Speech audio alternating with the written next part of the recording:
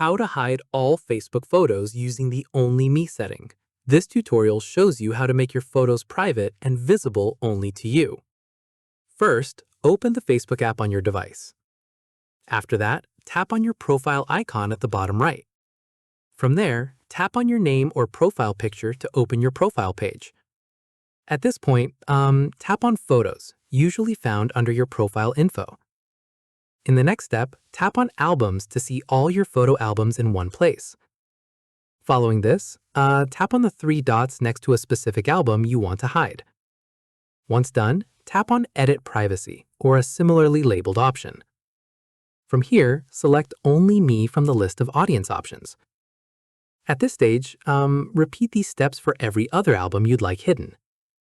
Keep in mind, individual posts containing photos may need their privacy changed separately, since album privacy doesn't always apply to photos shared directly as standalone posts. Finally, exit back to your profile once you've adjusted the privacy on all your photo albums. And that's it. If this guide helped you hide all your Facebook photos using the Only Me setting, give it a like, subscribe for more Android tutorials, and tap the bell icon for updates. See you in the next one.